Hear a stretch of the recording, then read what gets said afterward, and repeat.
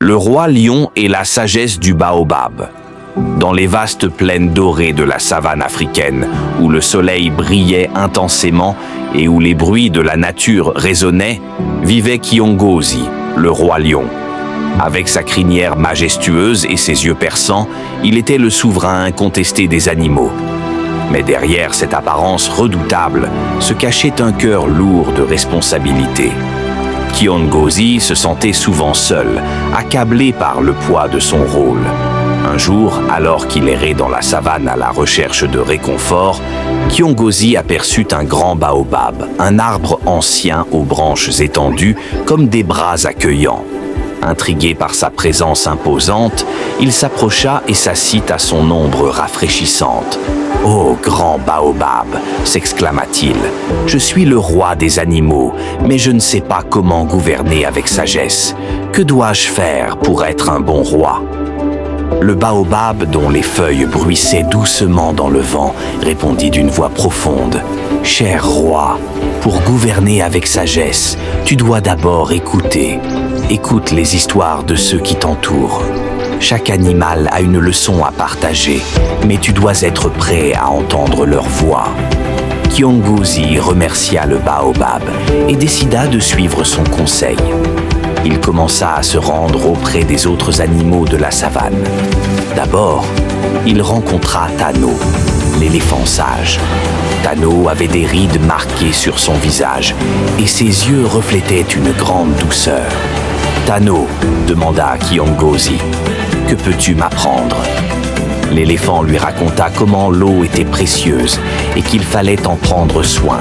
« Les rivières sont notre source de vie, expliqua-t-il. Si nous ne les protégeons pas, nous souffrirons tous. » Ensuite, Kiongozi rencontra Zuri, le singe espiègle qui adorait grimper aux arbres. Avec un sourire malicieux, Zuri dit « Roi Kiongozi, la vie est trop courte pour être sérieuse tout le temps. Apprends à rire et à voir la légèreté dans chaque situation. La joie rassemble les cœurs. » Enfin, il croisa Nia, la girafe gracieuse qui pouvait voir bien au-delà des autres animaux grâce à son long cou. Elle lui parla de l'importance de la vigilance.